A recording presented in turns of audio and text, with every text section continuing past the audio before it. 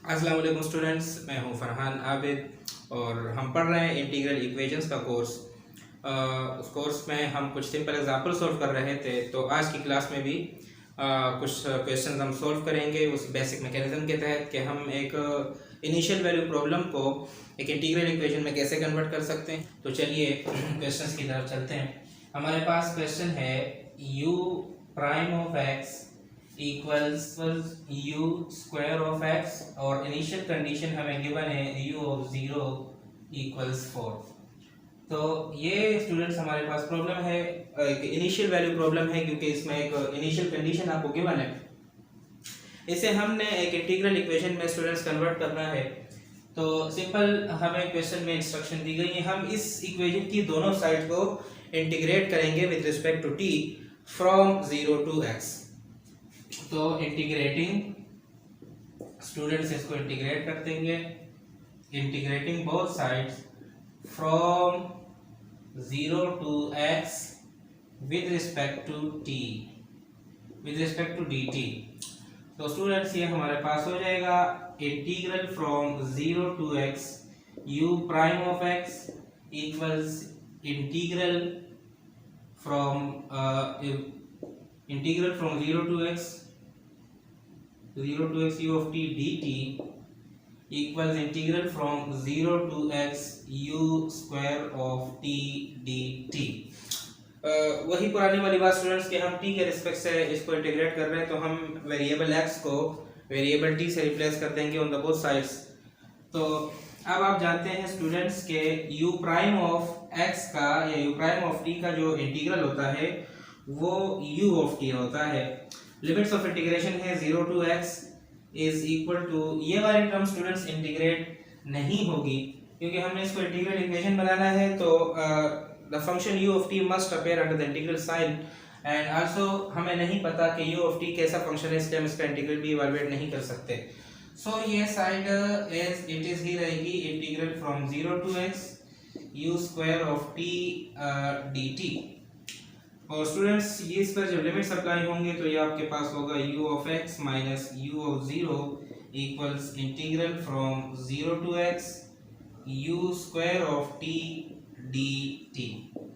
अच्छा students, initial condition में u of 0 की वैल्यू 4 गिवन है, तो मैं यहाँ पर u ऑफ 0 4 सब्स्टिट्यूट करूंगा, साथ ही इसे दूसरी साइड पे भी शिफ्ट कर दूंगा, तो ये बन जाएगा 4 plus integral from 0 to x u square of t dt।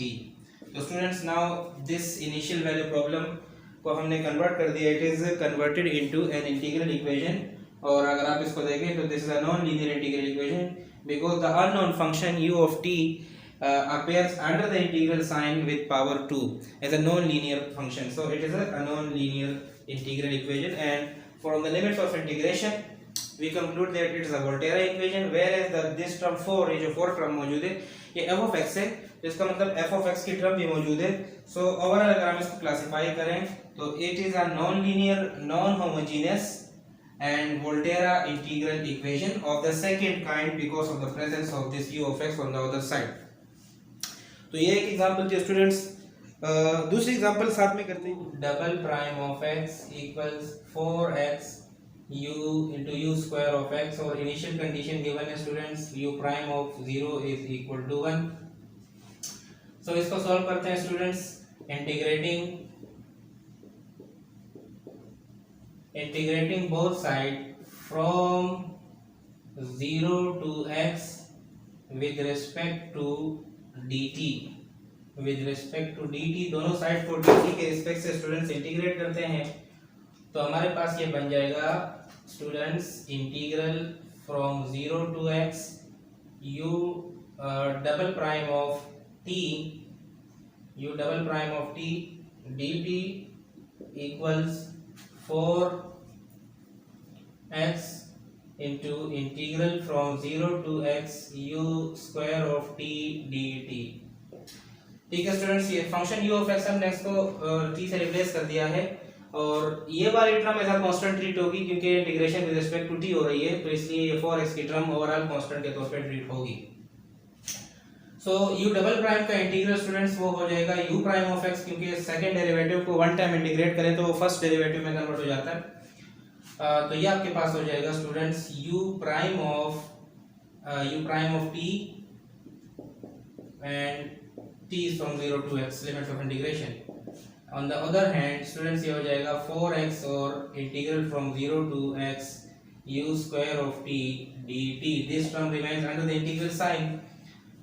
अच्छा स्टूडेंट्स इनिशियल कंडीशन अप्लाई करें, limits of integration sorry apply करें, तो ये बनेगा u prime of x minus u prime of 0, जबकि अब इस x को मैं अंडर द इंटीग्रल साइन लेके जा रहा हूँ क्योंकि इसे हमने ऐसा कर्नल फंक्शन ट्रीट करना है, तो ये हो जाएगा integral from 0 to x into u square of t dt. अच्छा स्टूडेंट्स इनिशियल कंडीशन में u प्राइम ऑफ 0 की वैल्यू 1 गिवन है, तो ये आपके पास हो जाएगा u prime of x is equal to 1, वहां शिफ्ट करूंगा पॉजिटिव हो जाएगा, तो 1 plus 4 time integral from 0 to x into u square of t dt. तो इस तरह स्टूडेंट्स ये वाली इनिशियल वैल्यू प्रॉब्लम भी हमने एक इंटीग्रल इक्वेशन में कन्वर्ट कर दी है, और चूंकि इसको वन टाइम इंटीग्रेट करना था, जो हमने मेन क्वेश्चन लिखा था उसमें क्लियरली हमें मेंशन किया गया था कि जो गिवन प्रॉब्लम है इनको वन टाइम इंटीग्रेट करो, तो ये सेकंड ऑर्डर डेरिवेटिव था, हमने इसको वन टाइम इंटीग्रेट किया, तो इसमें फर्स्ट ऑर्डर डेरिवेटिव अभी स्टिल बाकी है और ये एक इंटीग्रल इक्वेशन में कन्वर्ट हो गई है। तो इस हिसाब से स्टूडेंट्स ये एक इंटीग्रो डिफरेंशियल इक्वेशन है, क्योंकि जो unknown function u of x है वो under the integral sign appear हो रहा है और आउटसाइड द इंटीग्रल साइन ऐसा डेरिवेटिव अपेयर हो रहा है, मतलब उसका डेरिवेटिव भी मौजूद है। तो दिस इज एन और लिमिट्स ऑफ इंटीग्रेशन वेरिएबल है, तो this is a Volterra integro differential equation, non linear non homogeneous and of the second kind. So इस तरह हमने दूसरे को भी कन्वर्ट किया। तो ये थी स्टूडेंट्स हमारे पास एग्जांपल के जिसमें हम एक इनिशियल वैल्यू प्रॉब्लम को जो एक डिफरेंशियल इक्वेशन हमें गिवन होती है उसको जो है हम एक इंटीग्रल इक्वेशन में कन्वर्ट कर रहे थे।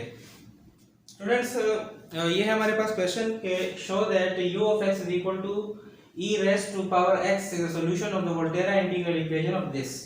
यानी हमारे पास एक इंटीग्रल इक्वेशन गिवन है जो कि वोल्टेरा इंटीग्रल इक्वेशन है और हमें इसका एक सॉल्यूशन गिवन है, तो आपने वेरीफाई करना है कि इसी इक्वेशन का सॉल्यूशन है। तो सिंपल है स्टूडेंट्स, उसके लिए क्या करेंगे कि जो इक्वेशन की राइट हैंड साइड है उस राइट हैंड साइड में u ऑफ x को सब्स्टिट्यूट कर देंगे। तो सब्स्टिट्यूट करते हैं, substituting u of x equals ex in right hand side of given equation.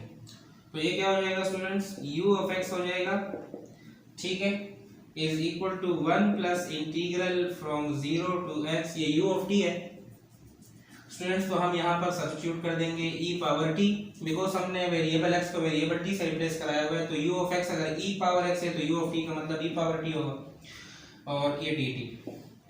अच्छा स्टूडेंट्स, अब अगर आप इसको इंटीग्रेट करते हैं e पावर t को, तो ये वापस आपके पास e पावर t ही आएगा और इसमें लिमिट 0 टू x आएंगी। इसमें स्टूडेंट जब आप लिमिट्स पुट करेंगे, upper limit minus lower limit, तो e power x minus e power 0 हो जाएगा स्टूडेंट्स, और 1 plus e power x minus e power 0 1 होता है स्टूडेंट्स, तो ये कैंसिल हो जाएगा।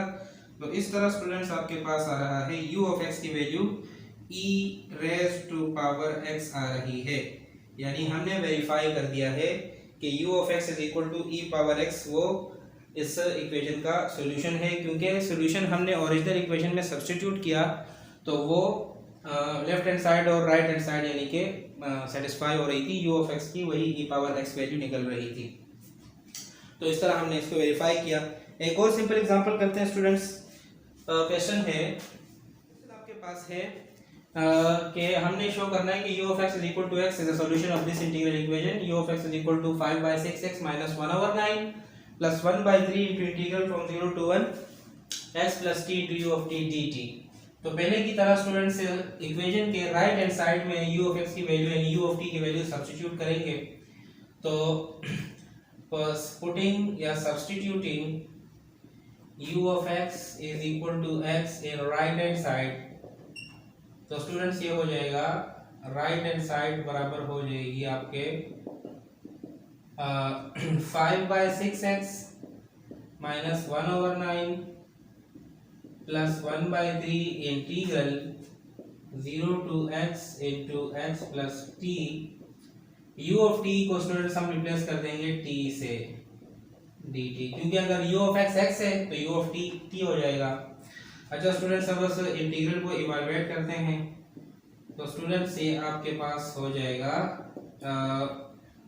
80 मल्टीप्लाई होगा इस फैक्टर से, तो ये हो जाएगा xt integral of xt dt plus integral of 0 to 1, sorry ये इंटीग्रल स्टूडेंट 0 to 1 है, not 0 to x, integral is 0 to 1 और इसी तरह t मल्टीप्लाई t स्क्वायर हो जाएगा dt। सिंपल सिंप्लीफिकेशन किया हमने स्टूडेंट्स, तो ये 5/6x minus 1/9 plus 1/3 into students x यहाँ पर ऐसा कांस्टेंट डी हो रहा है और t का इंटीग्रल आपके पास होगा t²/2 एंड फ्रॉम 0 to 1। इसी तरह स्टूडेंट्स यहाँ पर t² का इंटीग्रल होगा t³/3 फ्रॉम 0 to 1। तो स्टूडेंट्स ये आपके पास हो जाएगा 5/6x माइनस 1/9 प्लस 1/3 और यहाँ पर स्टूडेंट्स अब लिमिट्स अप्लाई करेंगे। तो स्टूडेंट जब t की जगह 1 आएगा तो ये पूरी ये 1 हो जाएगा, तो ये 1/2 यानी x/2 रह जाएगा। माइनस स्टूडेंट जब t की जगह 0 पुट करेंगे लोअर लिमिट, तो ये पूरी टर्म ही 0 हो जाएगी, तो वो लिखने की जरूरत नहीं है। इसी तरह प्लस स्टूडेंट्स यहाँ पर जब आप अपर लिमिट 1 पुट करेंगे तो ये 1/3 आ जाएगा और जब upper limit 0 lower limit 0 put करेंगे तो ये पूरी टर्म ही वैनिश हो जाएगी, तो उसको लिखने की जरूरत नहीं है। तो इस तरह स्टूडेंट्स ये ओवरऑल आपके पास बच जाएगा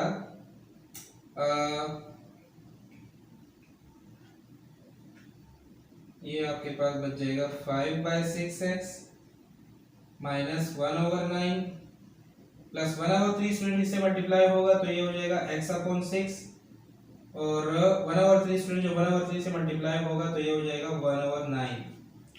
तो स्टूडेंट्स फाइनली आपके पास हो जाएगा, finally we shall gate 5/6x, ये नेगेटिव 1/9 और ये प्लस 1/9 कैंसिल हो जाएंगे, तो ये बचेगा x/6।